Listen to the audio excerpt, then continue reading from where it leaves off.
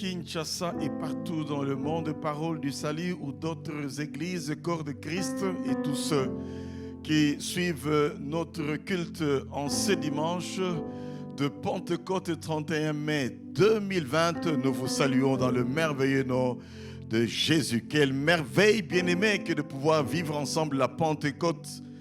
Malgré le confinement, le Saint-Esprit n'est pas confiné et nous allons vivre quelque chose de beau, de merveilleux, de puissant. Parce que le Saint-Esprit, il est là pour démontrer qu'il veut remplir le peuple de Dieu de son esprit, de sa puissance. Nous lisons ensemble ce passage, cette promesse de l'Ancien Testament dans Joël chapitre 2 au verset 28. Voici ce qui est dit. Après cela, je répandrai mon esprit sur toute chair. Vos fils et vos filles prophétiseront. Vos vieillards auront des songes. Vos jeunes gens auront des visions, même sur les serviteurs et sur les servantes. Dans ces jours-là, je répandrai mon esprit. Amen, amen. Dans ces jours-là, cela veut dire que dans les temps de la fin. Les temps de la fin, les derniers jours, bien-aimés, qui partent pratiquement de l'ascension de Christ jusqu'à maintenant, de la Pentecôte, bien-aimés, jusqu'à ce que l'Église va être enlevée. Est-ce que nous pouvons élever nos voix et bénir Dieu, lui recommander ce culte? Père, nous voulons te bénir de tout notre cœur. Merci. Merci de tout cœur parce que tu nous donnes le privilège. Après avoir vécu la Pâque, 50 jours après, nous vivions maintenant la Pentecôte. La Pentecôte, oh Dieu, qui nous démontre comment est-ce qu'en ce jour-là de Pentecôte, le Saint-Esprit est descendu sur tous les disciples. Et depuis ce temps-là, il y a cette dispensation du Saint-Esprit, la plénitude de l'Esprit pour quiconque est chrétien et y croit. Merci. Merci parce que tu continues à baptiser encore du Saint-Esprit aujourd'hui. Et nous le croyons, Seigneur. Aujourd'hui, là, tu vas encore baptiser dans le Saint-Esprit. Laisse que le cœur de tes enfants soit préparé ce matin. Et tu vas démontrer, Seigneur notre Dieu, que la puissance de ton esprit est encore là à l'œuvre pour faire de nous des témoins puissants et efficaces. Au nom de Jésus. Amen. Nous allons adorer le Seigneur bien-aimé pendant quelques moments. Que Dieu soit béni. Oh, oh, oh, oh.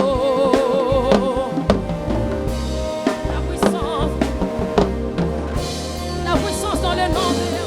Mon Dieu puissant, mon Dieu est puissant, qui déplace les montagnes, regarde dans la vallée, te protège la pluie.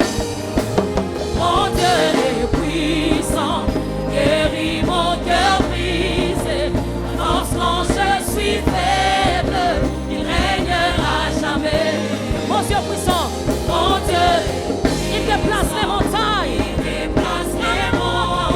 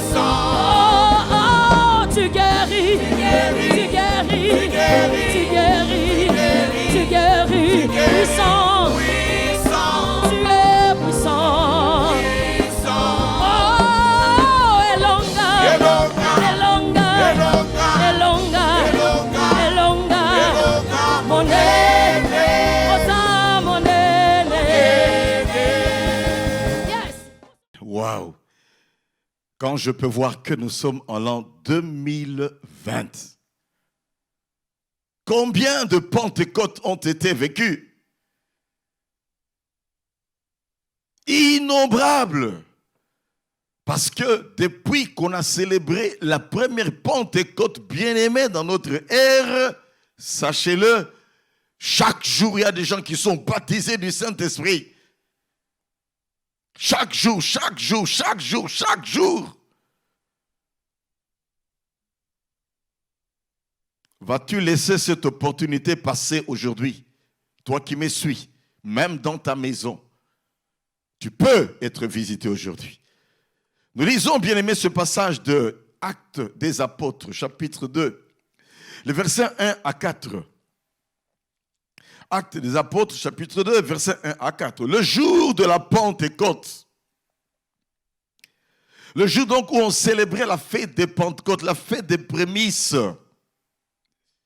Ils étaient tous ensemble dans le même lieu. Tout à coup, il vint du ciel un bruit comme celui devant un petit œuf. Il remplit toute la maison où ils étaient assis. Des langues semblables à des langues de feu leur apparurent, séparées les unes des autres, et se posèrent sur chacun d'eux. Et ils furent tous remplis du Saint-Esprit, et se mirent à parler en d'autres langues, selon que l'Esprit leur donnait de s'exprimer. Nous allons maintenant au verset 17 et verset 18. Au verset 17 et verset 18, dans les derniers jours, au fait ce n'est que la répétition, Pierre est en train de pouvoir expliquer ce qui se passe parce qu'on les a traités des gens ivres de vin doux. Et Pierre s'est levé sous la puissance de l'Esprit, rempli de l'Esprit. Il a commencé à expliquer qu'est-ce qui s'est passé. Il va rappeler qu'ils ne font que vivre ce qui était promis. Dans les derniers jours, dit Dieu, je répandrai de mon esprit sur toute chair, vos fils et vos filles prophétiseront, vos jeunes gens auront des visions et vos vieillards auront des songes. Oui, sur mes serviteurs et mes servantes, dans ces jours-là, je répandrai de mon esprit et ils prophétiseront. Amen, amen. Père, bénis ta parole. Bénis ta parole en ce dimanche 31 mai où nous sommes en train de célébrer la Pentecôte. Certes, je sais que la Pentecôte, c'est quelque chose qu'on vit chaque jour. Mais de manière particulière, oh Dieu, parce qu'il y a toujours des moments où des gens sont déterminés à vivre quelque chose de particulier. De manière particulière, Seigneur, même si ce n'est que la célébration, je sais que tu vas nous faire du bien à beaucoup d'entre nous. Bénis ta parole, Esprit Saint, c'est ta fête. Accompagne cette parole dans le cœur de chacun. Révolutionne les cœurs. Tout cela qui tergiversait pour pouvoir être rempli du Saint-Esprit, qu'ils abdiquent devant toi aujourd'hui. Esprit Saint, fais ton travail et merci parce que tu le fais au nom de Jésus et nous disons Amen. Bien-aimés, nous disions qu'on va entrer dans un grand thème. Le Saint-Esprit est un ami merveilleux. Et on a développé déjà 3 sous-thèmes. J'avais promis 4. Dans le premier, on parlait de la personne du Saint-Esprit parce qu'il faut le connaître avant de croire dans sa puissance. Dans le deuxième enseignement, c'était le Saint-Esprit dans l'Ancien Testament. Dans le troisième enseignement, nous avons parlé du Saint-Esprit dans la vie de Jésus. Évidemment, c'était mercredi, dimanche. Alors ne soyez pas de ceux qui s'attendent seulement au culte de dimanche. Dans tous mes messages depuis Bélurette, je fais un suivi de sorte que dimanche, mercredi, c'est le même enseignement qui continue. Alors tu peux récupérer si tu as eu à rater les enseignements des mercredis. Notre sous-thème d'aujourd'hui, c'est ceci. Chrétiens, sois baptisés dans le Saint-Esprit. Chrétiens, sois baptisés dans le Saint-Esprit. Ne te limite pas tout simplement d'être chrétien. Recherche le baptême dans le Saint-Esprit.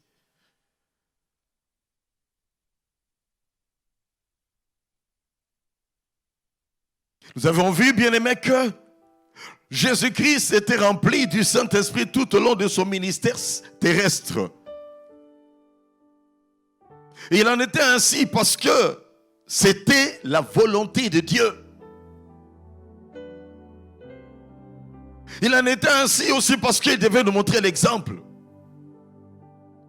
Dans son humanité, il avait besoin de la plénitude du Saint-Esprit. Si lui est le Fils de Dieu, on a eu besoin. À combien plus forte raison, toi et moi, mon frère, ma soeur, ne reste pas à la traîne. Aujourd'hui, c'est ton jour. Jésus en a eu besoin, toi également, moi également, nous en avons besoin. Vous savez, le mot baptisé dans les termes grecs veut dire plonger, immerger. Baptizein, plonger, immerger. Et quand on parle du baptême d'eau, on te plonge, on t'immerge dans l'eau, étymologiquement parlant.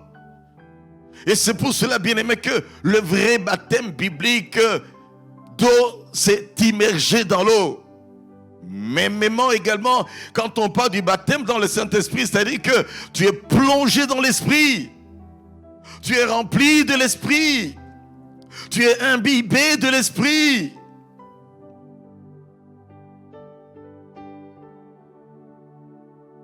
Et penses-tu que tu peux être imbibé de l'Esprit juste pour le plaisir, afin qu'on dise « Waouh, il est rempli de l'Esprit ». Non, il y a un but pour lequel on recherche le baptême dans le Saint-Esprit, la plénitude de l'Esprit. Ce n'est pas pour se comparer les uns les autres, qui parlent la langue plus que l'autre. Ce n'est pas pour se vanter. Nous connaissons l'Esprit. Pas du tout. Il n'y en a que faire avec des orgueilleux. Du reste, je vous dirais ceci. Plus on est rempli de l'Esprit, plus on doit être humble.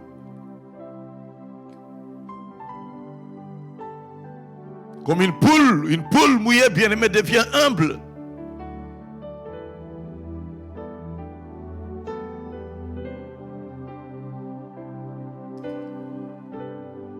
Je voudrais, bien-aimé, que nous puissions retenir 5 choses dans notre message d'aujourd'hui, en rapport avec le baptême dans le Saint-Esprit, la plénitude de l'Esprit, être plongé dans l'Esprit, être immergé dans l'Esprit. La première des choses, c'est que c'est une nécessité pour tout chrétien. Dans Jean chapitre 15, verset 5, Jésus avait dit à ses disciples, sans moi vous ne pouvez rien faire. Il faut que je demande à mon Père de libérer le Saint-Esprit qui va vous rendre capable. Sans moi vous ne pouvez rien faire, mon frère, ma soeur. Sans le Saint-Esprit que Jésus donne, tu ne peux rien faire de durable, d'efficace.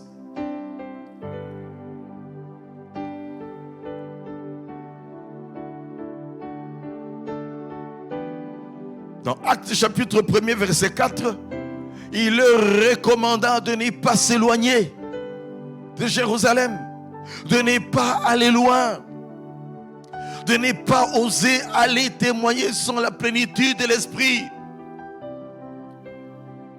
Recommandation donnée, bien-aimé, au premier disciple. Et lui-même, Jésus n'avait pas commencé son ministère tant qu'il n'avait pas reçu le Saint-Esprit le jour de son baptême. N'est-ce pas que l'Esprit Saint est venu sur lui sous une forme corporelle d'une colombe? N'est-ce pas que c'est après cela qu'il pourra après commencer son ministère?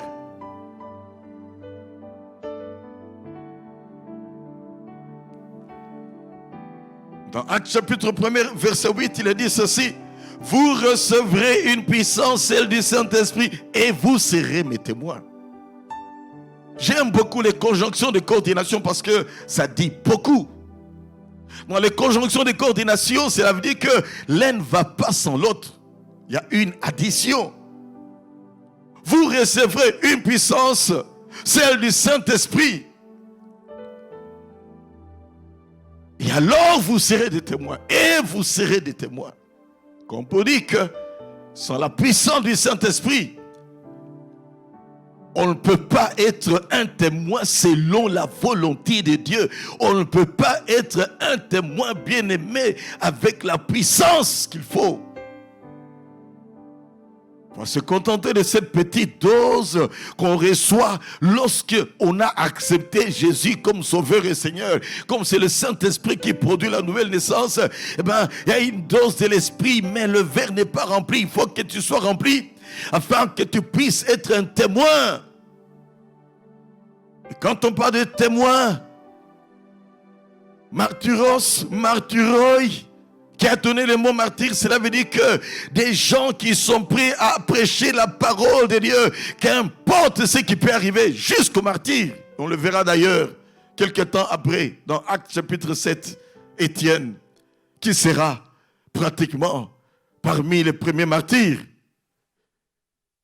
Et vous serez mes témoins par la puissance du Saint-Esprit. Comme pour dire que sans la puissance du Saint-Esprit, ton témoignage, qu'on le veuille ou pas, ne sera pas suffisamment efficace. Qu'on le veuille ou pas. On peut bien connaître, bien aimer tous les versets de la Bible mémorisables. On peut bien avoir de l'éloquence pour parler, bien aimé, comme Apollos, qui était éloquent, comme il est dit dans Actes chapitre 18. On peut bien avoir des capacités oratoires, mais ce n'est pas ces choses-là qui peuvent convaincre les cœurs. C'est le Saint-Esprit qui convainc les cœurs. Lorsque cette parole est libérée par la puissance du Saint-Esprit, alors convaincu, on va y libérer une parole qui est convaincante parce qu'accompagnée par la puissance du Saint-Esprit. Mon frère, ma soeur, comprends ces choses. Pourquoi des hauts et des bas dans la vie du témoignage? Pourquoi on peut dire de toi, oh, elle, lui, chrétien? Oui, quelquefois il est chrétien, quelquefois il est païen, quelquefois on le voit tous, mais quelquefois après, on se demande finalement s'il est chrétien ou pas.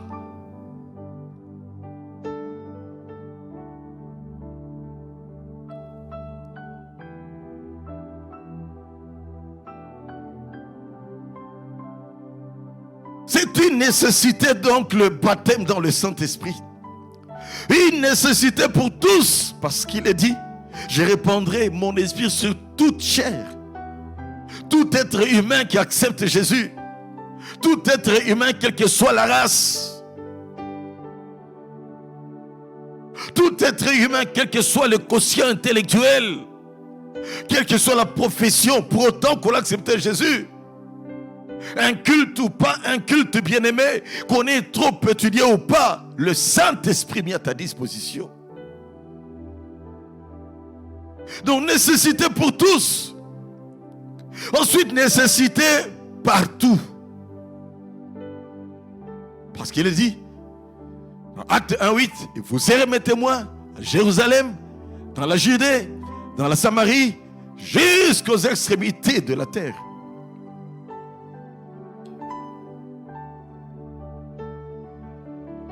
C'est là où nous voyons, bien aimé, que cette mission que Dieu nous donne est une mission centrifuge qui part de Jérusalem et appelée à rayonner partout.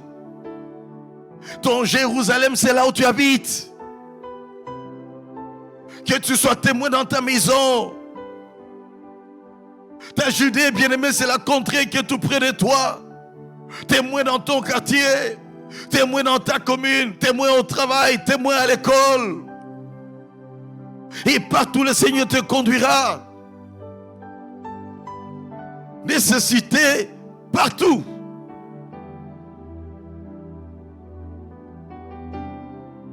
Et enfin, une nécessité en tout temps.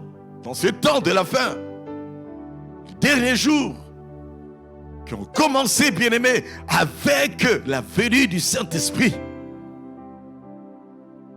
Nécessité en tout temps. Donc retenons, bien-aimés, nécessité pour tous, nécessité partout, nécessité en tout temps, dans les derniers jours.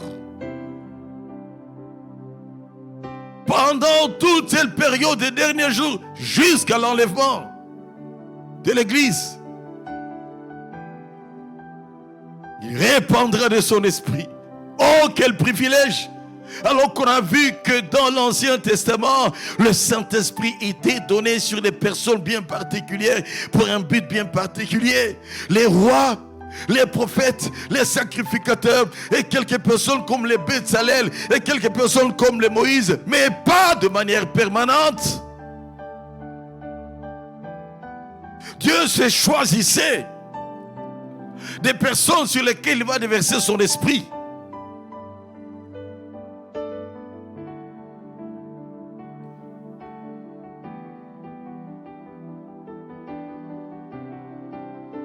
Et après, il n'avait plus besoin de conserver cet esprit. Mais aujourd'hui, rempli de l'esprit, tu demeures dans la plénitude de l'esprit, à moins que ce corps temple du Saint-Esprit, tu en fais maintenant un corps d'impunique. Cette bouche qui appelait à proclamer le Seigneur, tu en fais une bouche de médisance, de calomnie, etc. À moins que tu puisses attrister l'esprit, parce que quand tu l'attristes, là il est comme une colombe, il n'aime pas la saleté, il part. C'est pour cela qu'il est dit, n'attristez pas le Saint-Esprit de Dieu, par lequel vous avez été scellés pour le jour de la rédemption. C'est donc une nécessité incontournable d'être baptisé dans le Saint-Esprit. M'entendez-vous s'il vous plaît? Nécessité incontournable. Si tu aimes réellement Dieu, tu dois aimer son Fils Jésus. Si tu aimes réellement son Fils Jésus, tu dois aimer le Saint-Esprit. Si tu aimes la face de Dieu, tu dois aimer également la face de Jésus, être dans sa présence. Et si tu l'aimes, tu dois aimer également la recommandation qu'il a donnée d'accepter le Saint-Esprit. Comment tu peux refuser un si merveilleux cadeau céleste qui peut bouleverser toute ta vie spirituellement et à tous égards? Comment tu peux minimiser un si merveilleux cadeau céleste?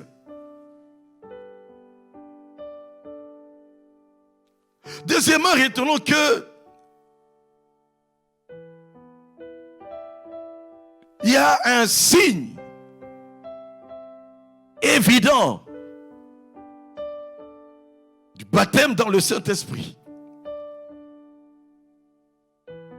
Et c'est démontré dans la parole de Dieu. Et c'est le parler en langue. On expliquera après. Ça veut dire quoi? Qu'est-ce qui se passe? Le parler en langue. La langue que le Saint-Esprit te donne, parce qu'il est dit qu'il parlait en langue selon que l'Esprit leur communiquait. Acte 2:4, ils se mirent à parler en langue selon que l'Esprit leur donnait de pouvoir s'exprimer. Ils se mirent à parler en langue. Dans Acte chapitre 8, verset 17, bien-aimés, on dit qu'après la persécution, Philippe est allé en Samarie.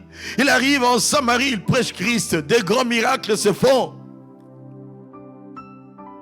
Puis Pierre et Jean vont venir afin de prier pour que tous ses disciples soient remplis du Saint-Esprit. Pierre et Jean priaient pour eux, pour la réception du Saint-Esprit. Oh, même si on ne dit pas expressément qu'ils ont parlé en langue, je suis convaincu qu'ils ont parlé en langue.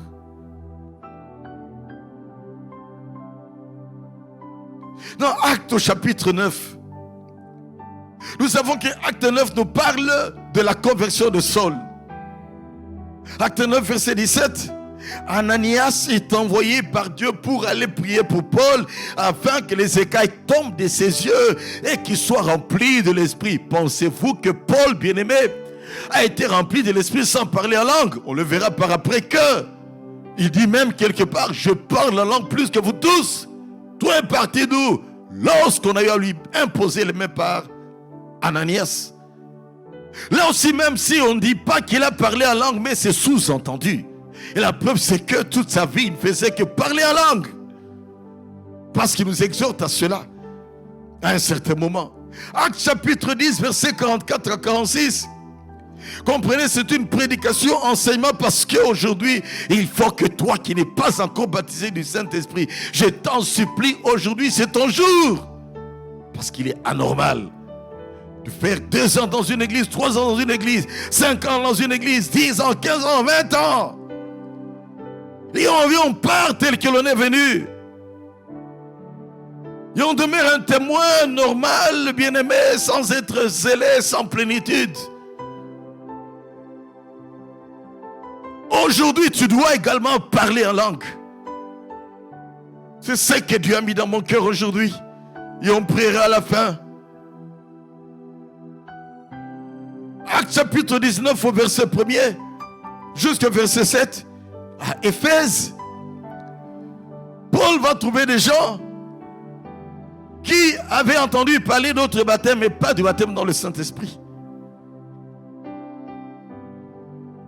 Il va leur dire que le baptême de Jean, c'était pour la repentance. Et il va leur parler du baptême dans le Saint-Esprit.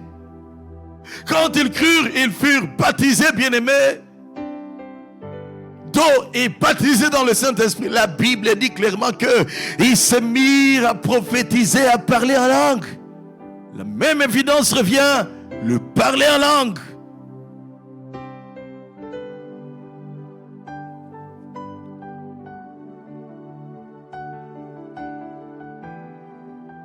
N'est-ce pas, bien-aimé, que c'est le même Paul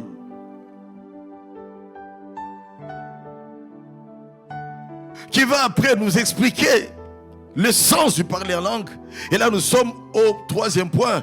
Que se passe-t-il lorsqu'on parle en langue? Que se passe-t-il? 1 Corinthiens 14, verset 2 nous dit que celui qui parle en langue ne parle pas aux hommes, mais il parle à Dieu. Tu n'as pas besoin de parler à Dieu dans des langues nouvelles. Toujours Swahili, Lingala, français, anglais, évé, danois. Ne veux-tu pas parler à Dieu, bien-aimé, dans une langue que lui seul va saisir, que personne ne peut capter, ni même les démons? Dans 1 Corinthiens 14, verset 2, on dit que celui qui parle la langue, il dit des mystères à Dieu. N'as-tu pas besoin de dire des mystères à Dieu? Oh, moi je voudrais tant dire des choses qui dépassent mon entendement. Pendant mon adoration, adorer Dieu avec des paroles qui dépassent mon intelligence.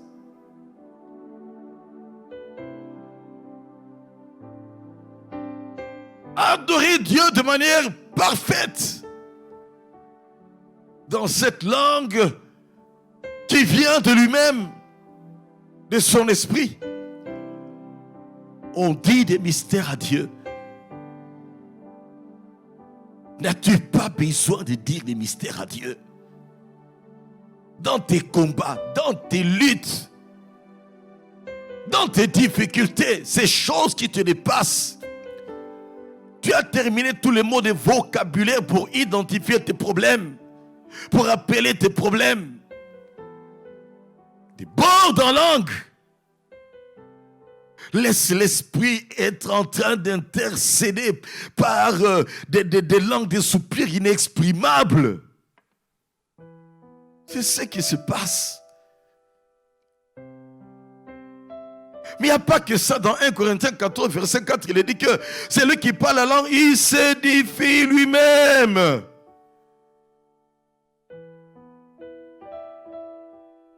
Son esprit est en prière, il est en train de s'édifier lui-même. Mais j'ai besoin de m'édifier. Par ce temps de grosses épreuves, à cause de ce petit virus-là, j'ai besoin de m'édifier. Pour qu'un esprit de peur ne puisse pas m'envahir, j'ai besoin de m'édifier. Afin que je puisse transcender cette affaire-là. Demeurer assis avec Christ dans les lieux célestes, au-dessus de ce virus. Il y a des gens qui sont traumatisés, qui ne font que rêver ça. Qui font des cauchemars par rapport à ça. Et qui voient même le virus en train de leur parler.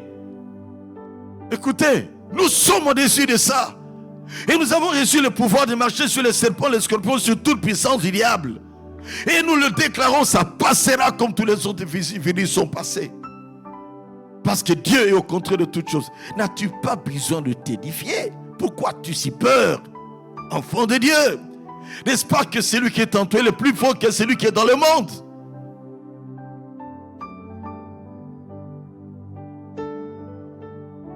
Petite bête, microscopique. Laisse que ça puisse faire trembler, bien-aimés, les païens. Et toi, chrétien, tu dois lever la tête et réaliser que tu es au-dessus de ça avec Christ. La volonté permissive de Dieu a bien voulu qu'il en soit ainsi, que ça arrive. Mais le même Dieu nous donne la victoire également dans tout le combat.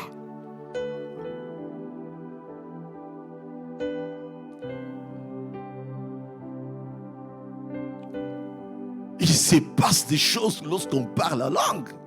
Plein. Et c'est pour cela que dans 1 Corinthiens 14, verset 5, Paul dit, je veux que tous vous parliez en langue. Tous. Pour autant que tu t'appelles chrétien. Paul dit tous, quelle que soit ta dénomination. Tous, quel que soit ton âge. Parce qu'il est dit, sur les jeunes, sur les vieux, sur les filles, l'esprit sera répandu. Les vieillards auront des songes. Les jeunes gens auront des visions. Tous. Quelle que soit l'ancienneté dans le Seigneur, ne dis pas, nous de toute façon, on marche toujours avec le Seigneur. On n'a pas de problème, tout va très bien. Vous les jeunes là aujourd'hui avec votre histoire de Saint-Esprit. Non, la Bible dit tous, quel que soit ton âge. La volonté de Dieu est que tu sois témoin efficace même si tu as 90 ans. Témoin efficace même si tu as 13 ans. Il y a même des enfants qui ont été baptisés du Saint-Esprit à l'âge de 9 ans et qui ont parlé en langue.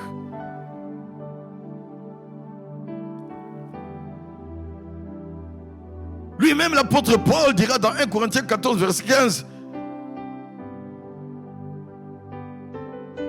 je chanterai par l'esprit, je chanterai avec l'intelligence. Et chanter par l'esprit, il y a deux dimensions. C'est être conduit par l'esprit pendant qu'on est en train de chanter. Un chant inspiré par l'esprit. Mais c'est également chanter en langue, bien-aimé. C'est une réalité biblique et j'ai vécu ça plusieurs fois. Où tu es en train d'élever Dieu, d'adorer Dieu, tu commences à chanter. Oh, quelle merveille! Je chanterai par l'esprit, je chanterai par l'intelligence. Et Paul insiste sur ça.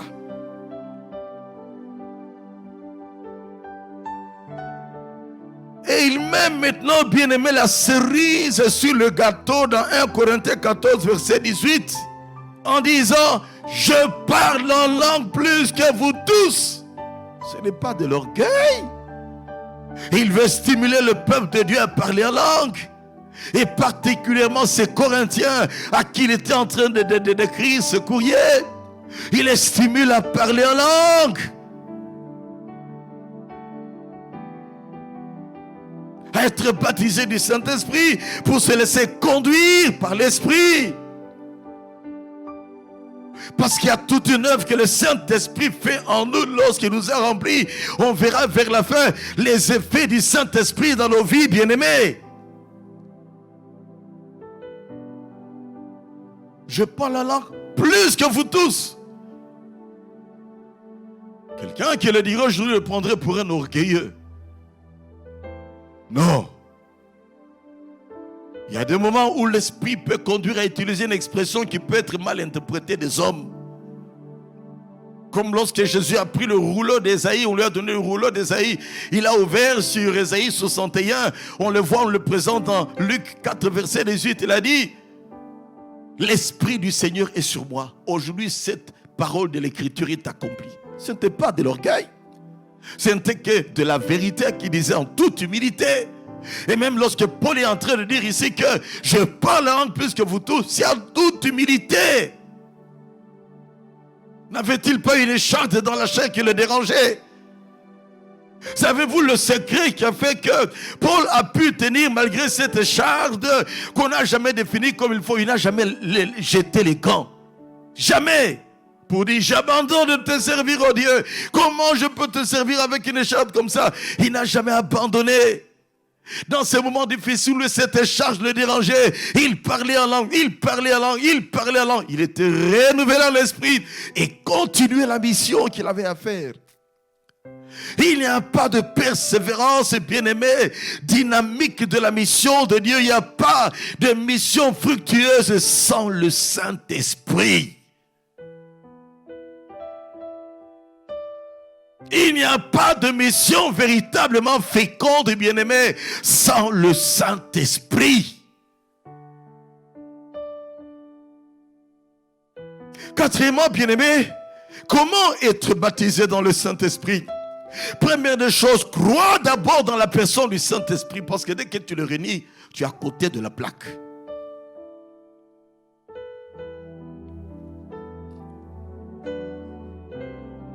Deuxième des choses, avoir soif. Soif du Saint-Esprit. Comme une personne qui a soif de l'eau. On connaît bien ce passage qui dit comme une biche soupire après des courants d'eau. Mon âme soupire après toi. Quand on a soif, on prend de l'eau, on boit quelques bonnes gorgées, puis on dépose le verre, on fait on a assouvi sa soif. As-tu soif? Soif de quoi? Pas soif pour être vu. Pas soif pour épater. Mais soif pour être témoin. Parce qu'il est dit, vous recevrez une puissance, celle du Saint-Esprit, et vous serez mes témoins. Dans le premier but de la soif du Saint-Esprit, être témoin. Avoir une vie qui reflète Christ. Avoir la force et le courage de parler de Christ sans avoir peur ni honte, sans rougir, bien-aimé, pour défendre la cause de son espérance. As-tu soif de voir les âmes venir au Seigneur? As-tu soif de voir la trajectoire de l'enfer être depeuplée et la trajectoire du ciel être remplie? As-tu soif de voir les gens de ta famille venir au Seigneur? As-tu soif de voir tes collègues de classe venir au Seigneur? As-tu soif de voir beaucoup de personnes venir à Jésus? La soif. On étanche que là où il y a la soif. Si quelqu'un vient à moi et puis il dit, bon, quelqu'un de passage dit, pasteur, bon, si vous avez de l'eau, donnez-moi. Tu as soif ou bien tu viens pour me tester? Si tu dis, pardon pasteur, j'ai soif, est-ce que puis-je avoir de l'eau? J'ai soif, s'il te plaît, on donne le verre vite. Ah, merci beaucoup, j'avais tellement soif, j'ai quitté la maison, j'ai pas pu. Quand quelqu'un a soif, bien-aimé, on peut le sentir. Et soif de Dieu, et soif du Saint-Esprit. Le grand problème de beaucoup de chrétiens aujourd'hui, c'est qu'ils n'ont pas la soif des âmes pour qu'ils viennent à Christ. Ils n'ont pas la soif du Saint-Esprit. Quand le Seigneur voit que tu as la soif pour gagner les âmes au Seigneur, mais il ne peut que libérer cela. Avec plusieurs autres retombées positives.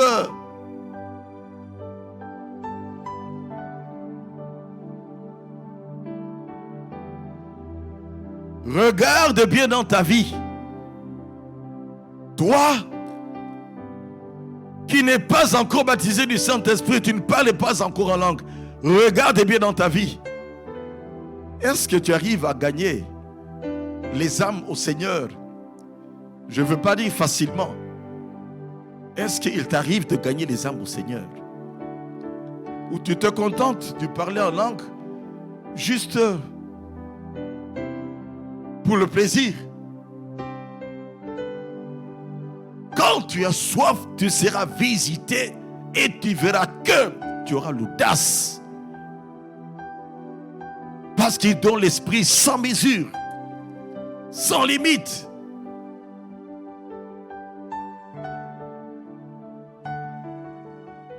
Il est dit dans Jean 7, versets 37 à 39, que celui qui a soif, qu'il vienne à moi. Celui qui croit à moi, le fleuve d'eau vive jailliront de son sein. Il disait cela de l'esprit qui allait être donné aux disciples. Que celui qui a soif, qu'il vienne. Celui qui croit que je peux le lui donner. Les fleuves d'eau vive. Symbole du Saint-Esprit. Jailliront. Tu seras rempli à déborder. Les gens te rencontrent, ils disent, j'ai vécu un moment merveilleux avec cette personne. Il m'a parlé de Jésus, Jésus c'est merveilleux. Il a prié pour moi. Oh, j'ai vu vraiment que Dieu avait déjà exaucé avant qu'il termine la prière. Ce sont les effets de la plénitude du Saint-Esprit.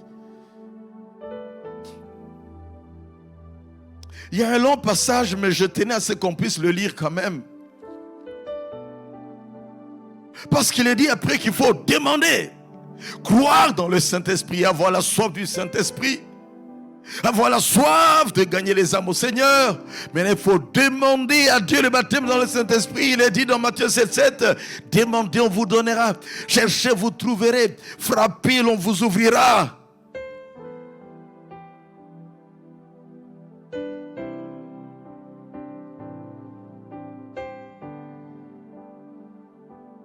Crois ensuite, bien-aimé, point 5, que quand tu as demandé, c'est que Dieu va te donner. Parce que tu ne peux pas demander à Dieu du pain, il te donne des pierres. Tu ne peux pas demander à Dieu du poisson et qu'il te donne, je ne sais pas moi, un scorpion. Tu ne peux pas demander à Dieu des œufs qu'il te donne autre chose. Non! Et c'est comme ça, bien-aimé, c'était pour moi comme une révélation. C'est comme ça que j'ai pu découvrir que lorsque les disciples ont dit à Jésus, dans Luc chapitre 11, et Luc c'est un historien, donc il rapporte l'histoire telle qu'il a trouvée dans ses investigations. Dans Luc 11, enseigne-nous à prier, notre Père qui es aux cieux, etc. Au verset 5, il dit, il leur dit encore, si un parmi vous a des amis, et que on vient lui demander, prête-moi quelque chose, j'ai des visiteurs chez moi. Même si c'est tard la nuit, la personne dira, bon, parce que tu es un ami, je vais quand même te le donner.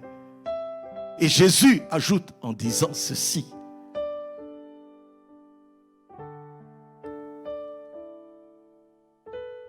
Si donc méchant, Luc 11, verset 13. Si donc méchant, quand vous l'êtes, vous savez donner de bonnes choses à vos enfants, à combien plus forte raison, le Père Céleste donnera-t-il le Saint-Esprit à ceux qui le lui demandent? Voyez le lien qu'il y a là, bien-aimé. Apprends-nous à prier. Il demande de savoir prier. Mais c'est comme si après, il leur dit également, demandez également le Saint-Esprit. À combien plus forte raison, il donnera le Saint-Esprit à ceux qui le lui demandent. Alors, c'est bien de demander tout ce qu'on peut demander à Dieu. Seigneur, donne-moi du travail. Seigneur, donne-moi des études. Seigneur, donne-moi des finances. Seigneur, donne-moi une maison. Seigneur, donne-moi ceci. Seigneur, donne-moi cela. Seigneur, donne-moi des enfants. Seigneur, Seigneur, Seigneur. Il dit, c'est une bonne chose, mais demande le Saint-Esprit. C'est plus important que tout ça. Demande le Saint-Esprit sur le préalable pour que toutes ces choses arrivent avec une certaine facilité. Vous voyez la liaison qu'il y a entre la prière de notre Père et demander le Saint-Esprit. Jésus a fait cela. Le jour où on lui a posé la question, montre-nous comment prier. Quel merveilleux pédagogue. Heureux ceux qui ont compris l'importance du Saint-Esprit. Heureux ceux qui sont déjà baptisés dans le Saint-Esprit. Heureux également ceux-là qui ont demandé, qui vont être touchés aujourd'hui. Et ma prière que déjà maintenant, si tu as la soif, que déjà maintenant le Saint-Esprit te touche. Si tu as la soif, tu es dans ta chambre, tu as la soif, tu es sous ton volant de voiture, tu as soif, je ne sais pas là où tu es, peut-être encore étendu sur ton lit, tu entends cette parole, ma prière, que le Saint-Esprit te touche au nom de Jésus. Afin que tu sois témoin de Jésus, rempli de la puissance en haut, pour gagner les âmes à Dieu, pour être un témoin qui n'a pas à rougir, persévérant malgré les épreuves, pour être bien-aimé, un chrétien instoppable dans la mission que Dieu t'a donnée.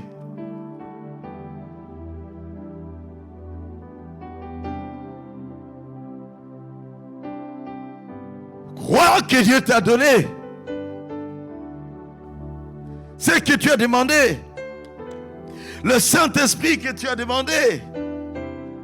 Et après, parce que le signe évident, c'est le parler à langue. Ouvre ta bouche comme un enfant. Comme disait Jésus dans Marc, il dit: laissez venir à moi les petits enfants, le royaume de Dieu est pour ceux qui leur ressemblent. Les enfants ne cherchent pas trop discuter. Les enfants ne cherchent pas trop discuter. Les enfants, quand on leur dit quelque chose, ils croient directement. Bien-aimé, sois comme un enfant, tout simplement. Ouvre ta bouche, le Seigneur va la remplir. Arrête avec ta logique. La logique est une bonne chose, mais dans des choses spirituelles, par moment, il faut dire logique reste là. Je suis très logique, hein? Croyez-moi. Très logique. J'ai fait des études qui demandaient beaucoup de logique. On a même fait à l'école technique quelques cours de logique. C'est-à-dire que réfléchir, je suis de cela. Et même ma logique a fait en sorte que quand on m'a parlé de Jésus, j'étais d'abord sondé le Nouveau Testament pendant 2 semaines. J'ai tout lu avant d'aller donner ma vie à Jésus dans cette église-là où j'avais entendu la parole de Dieu pour la première fois. J'ai tout lu le Nouveau Testament en 2 semaines. Après, j'ai pris rendez-vous avec le pasteur. J'avais tellement soif, déçu dans tout un tas de mouvements où j'avais été, des loges, que sais-je encore. Là, on m'a présenté Jésus.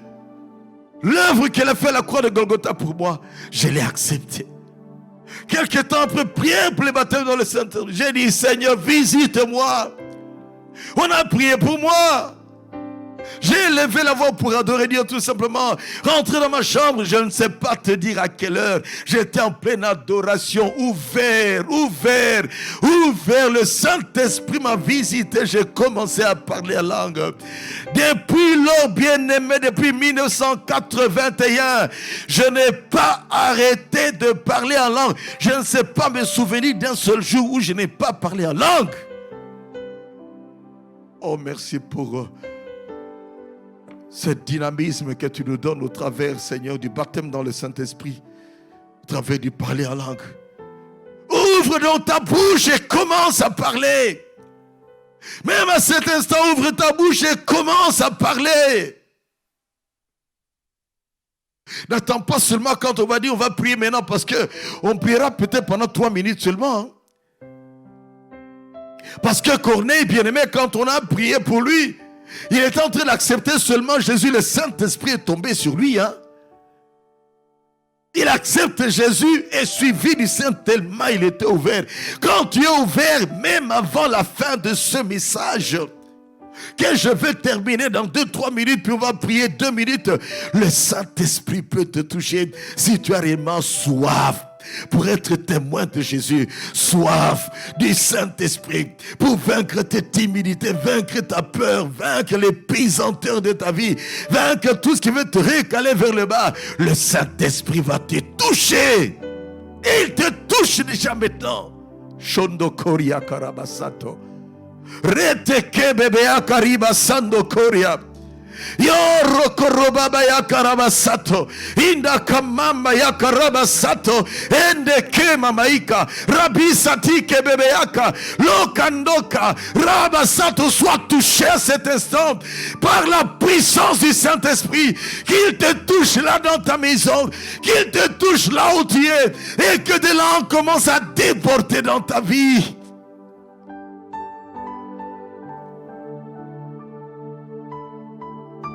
Lorsque tu es plongé dans le Saint-Esprit, quels sont les effets du Saint-Esprit? N'est-ce pas que lorsqu'on est plongé dans l'huile, l'huile est le symbole de l'Esprit, et que l'on ressort de l'huile, on a de l'huile dans la tête, on a de l'huile dans les bras, on a de l'huile dans les mains, on a de l'huile dans les yeux, on a de l'huile partout. Cela veut dire quoi, bien-aimé?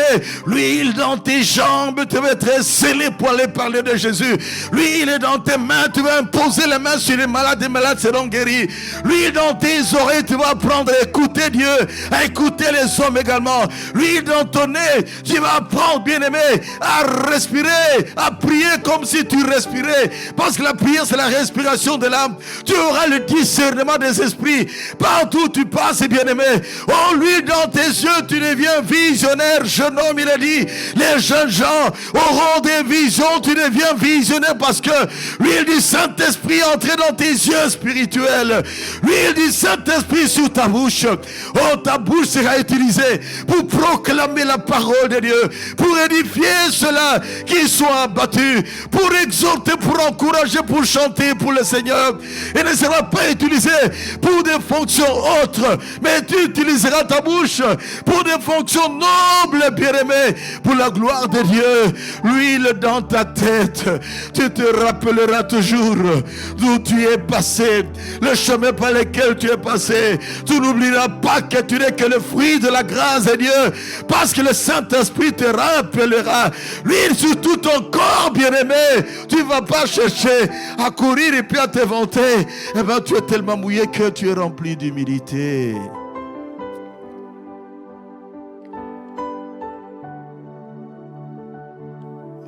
Les effets de l'huile. Nous courbons nos têtes dans la prière. Commence à parler déjà toi-même. Alléluia. Shanda Karabasato Koria, Rete Kebaba, Rota Kabrasato, ton ignorance est tombée aujourd'hui. Rokoto Korobaba, ta négligence est tombée aujourd'hui. Kerebebea Kariba, ta peur est tombée là aujourd'hui. Et Shanda Karabasato, tes incapacités tombent parce que le Saint-Esprit te donne des capacités qui viennent d'en haut. Et Rakabrasato, oh ton logicisme, ta logique, laisse la place à l'illogisme de Dieu, comme disait mon père spirituel, que l'illogisme de Dieu est plus logique que la logique des hommes. Comment expliquer qu'on est rempli, on commence à parler à langue de dynamique. Oh, aux yeux des gens, on dira que c'est du charabia, on dira que c'est illogique, oui, illogique par rapport à l'intellect, mais l'illogisme de Dieu vaut plus que la logique des hommes, parce que la faiblesse de Dieu vaut plus que la force des hommes bien-aimés. Reta kababayaka, oria karabasato, rinde kebaba. Mets-toi à genoux ou mets-toi debout et commence à lever ta voix pour demander la plénitude de l'Esprit dans ta vie. Oh, shinde kebaba. Remplis maintenant, Seigneur. Remplis cette personne qui s'est mise à genoux. Remplis cette personne qui a levé ses mains. Remplis cette personne qui est assoiffée. Remplis de ton esprit. Visite, Seigneur, cette famille entière. Que ton esprit les touche là où ils sont, Seigneur notre Dieu. Que l'esprit visite chacun individuellement. Que ton esprit visite, Seigneur mon Dieu, les familles entières. Seigneur, où que se trouve la personne qui aura suivi ce message, de près ou de loin, à n'importe quel moment, comme ton esprit agit sans limite et ne peut être limité ni par le temps, ni par l'espace, je proclame au nom de Jésus une action puissante de ton esprit dans la vie de toutes ces personnes qui ont été ouvertes. Merci très cher Saint-Esprit. Oh, je te fais confiance. Depuis ce jour où tu m'as visité, je n'ai plus jamais été la même personne. Tout a changé dans ma vie. Je te bénis, Esprit Saint de Dieu. Et je bénis ce peuple qui a suivi ce message. Et que ce message circule à beaucoup d'autres endroits, Seigneur. Et que plusieurs, le plus grand nombre possible soient touchés, visités. Seigneur, beaucoup d'églises prêchent sur la Pentecôte. Oh, laisse qu'aujourd'hui, il y a une grande fête dans les ciels pour ces gens qui sont remplis de ton esprit. Autant il y a une grande fête lorsque, Seigneur, des âmes sont nées de nouveau. De même, Seigneur, il y a un grand festin lorsqu'il y a des gens qui sont remplis du Saint-Esprit. Car alors, Seigneur mon Dieu, tu as une armée que tu lèves pour aller, Seigneur mon Dieu, ravager les camps des Philistins. La gloire est à toi. Mon âme te bénit. Merci, très cher Saint-Esprit, pour ta présence et pour ton action. Merci pour ce que tu as opéré dans la vie des uns et des autres.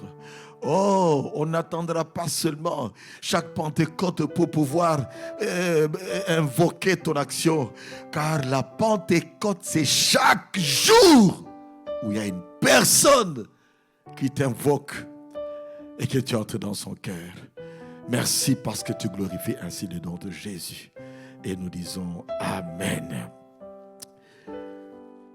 Gloire au Seigneur. Amen, amen. Que Dieu soit béni.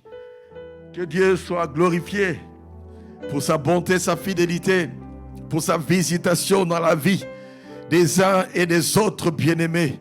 Nous bénissons le Seigneur. Je vous souhaite une excellente fête de Pentecôte. Et que le Saint-Esprit renouvelle ceux-là qui avaient eu à pouvoir perdre leur parler en langue. Que le Saint-Esprit relève ceux-là qui étaient déjà tombés et qui sont en train de vivre des calamités du point de vue spirituel, se rappelant lorsque j'étais. Donc aujourd'hui, le Seigneur te relève. Que Dieu vous bénisse. Excellente semaine à chacun d'entre vous. Nous voulons rappeler que le mercredi, nous allons continuer à parler du Saint-Esprit dans l'étude biblique. Ça sera et le mercredi et le vendredi. Nous allons parler du pouvoir qu'il y a dans le parler en langue. Pendant 3, 4 ou 5 séances, le pouvoir du parler, ce sera mercredi, dimanche, mercredi, dimanche, mercredi, dimanche. Le pouvoir qu'il y a dans le parler en langue, c'est inouï, extraordinaire. Que Dieu vous bénisse. Nous disons Amen. Soyez bénis. Merci.